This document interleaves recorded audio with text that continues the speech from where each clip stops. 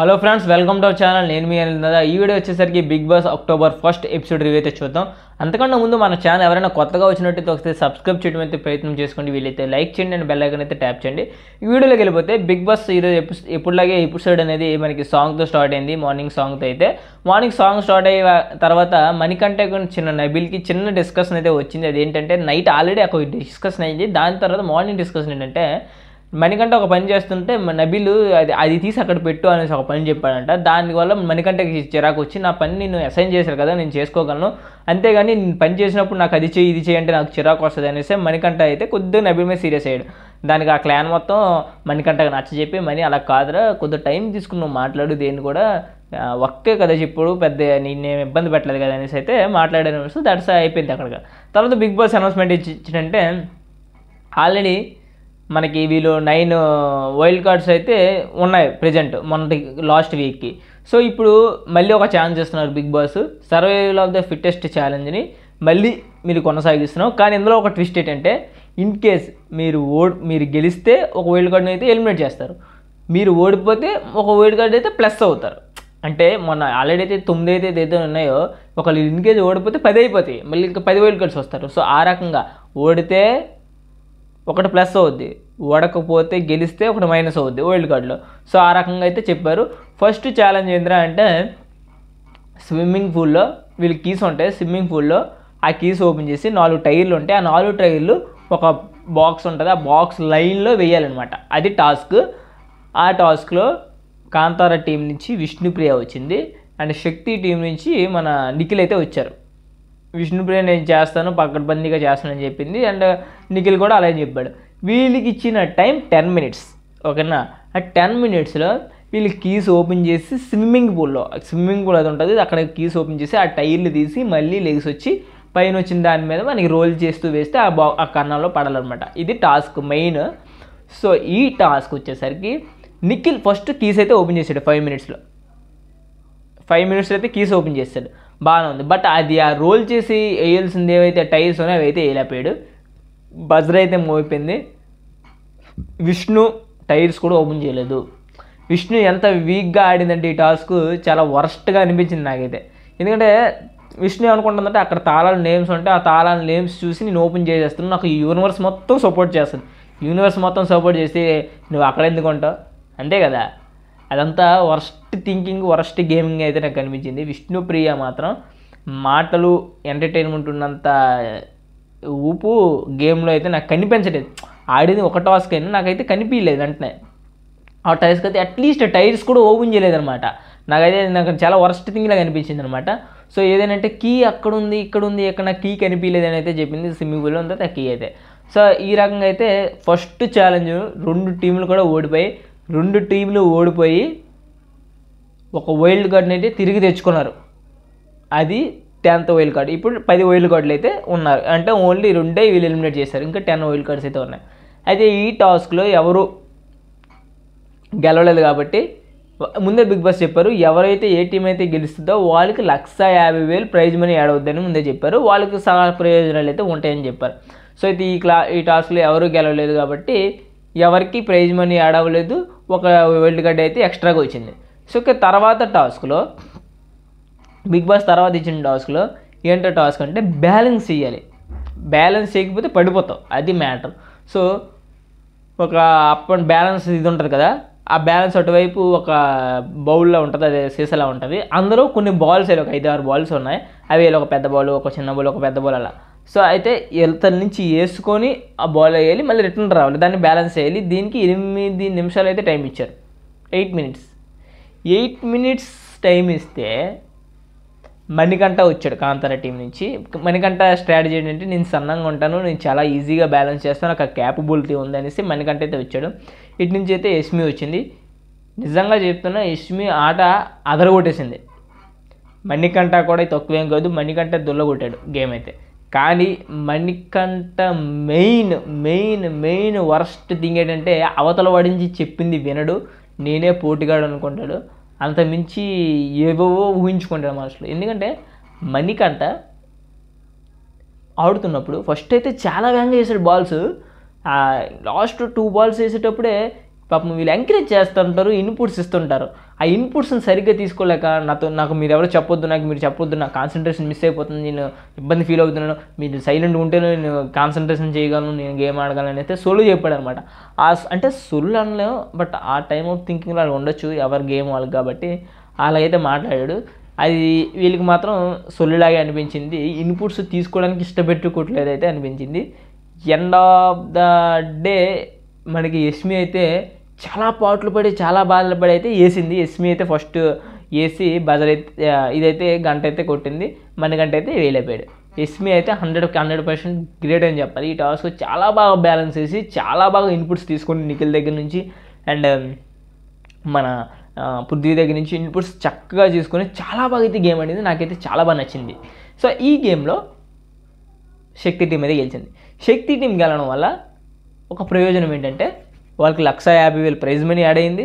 తర్వాత ఒక wild card minus చేశారు. మళ్ళీ ఇప్పుడు 9 వైల్డ్ కార్డులోనే ఒక వైల్డ్ కార్డ్ మైనస్ అయింది.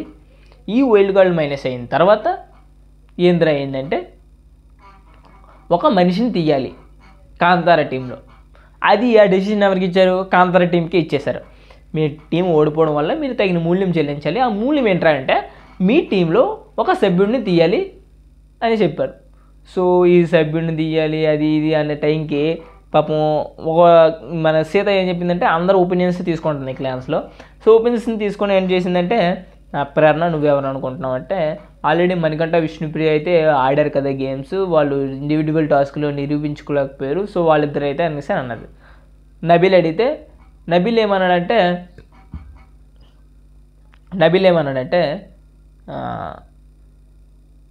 ఆల్రెడీ మీరు ఇమ్యూనిటీ ఉంది చీఫ్కి, సో ఈ వీక్ మీరు సేవ్ అవుతారు, సో వీళ్ళందరూ ఎక్స్పెక్ట్ నామినేషన్స్లో ఉన్నారు కాబట్టి నేనైతే వీళ్ళకి ఛాన్స్ ఇస్తాను అనేసి అయితే చెప్పాడు నబీల్ మణికంఠ అనేసి. మణికంఠ వీళ్ళు ఎవరైనా నాకు ఓకే, బట్ నువ్వు చీఫ్ కదా అనేసి అయితే చెప్పాడు. తర్వాత నైన్కా కూడా అందరూ నామినేషన్లో ఉన్నారు కదా, నామినేషన్స్ వాళ్ళకి ఇస్తే నాకు గుడ్ అనేసి అయితే చెప్పింది. విష్ణుప్రియ ఏంటంటే నామినేషన్లు ఓకే, బట్ మణికంఠ ఇన్పుట్స్ తీసుకోవట్లేదు, నువ్వు ఇన్పుట్స్ తీసుకున్నట్టయితే మనమే పక్కా గెలద్దు, నువ్వు చాలా ముందుగానే వేసావు, నువ్వు ఇన్పుట్స్ తీసుకోలేక నువ్వు వర్స్ట్ థింగ్ అయితే ఫేస్ చేయాల్సి వచ్చింది, నువ్వైతే బాల్స్ అయితే వేసుకోలేకపోయావు, బ్యాలెన్స్ చేసుకోలేకపోయావు అయితే చెప్పింది.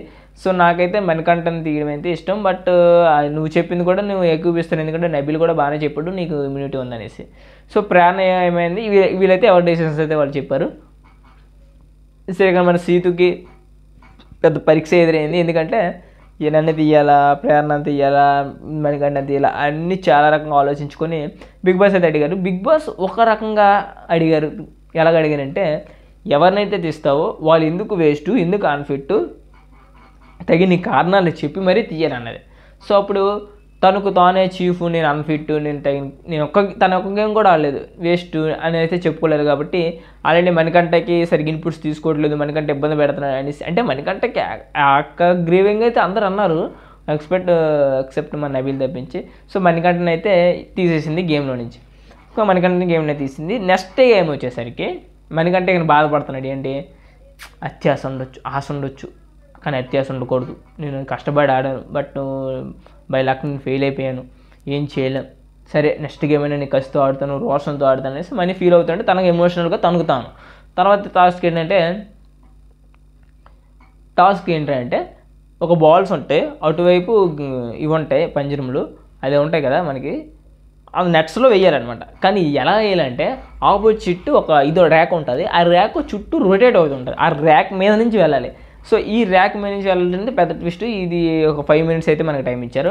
5 minutes టైం ఇచ్చిలో మన శక్తి టీం నుంచి మన ఓం వచ్చారు, ఆదిత్య ఓము, మన కాంతార టీం నుంచి నబీల్ వచ్చారు. ఇక్కడ నబీల్ ఎందుకు వచ్చాడని నాకు అర్థం కాలేదు, తర్వాత చూస్తే తెలిసింది. నబీల్ నేను వెళ్తాను, ఐ కెన్ డూ ఇట్, నేను ఎలాగైనా పాయింట్ సంపాదిస్తాను అనేసి అయితే నబీల్ వెళ్ళాడంట.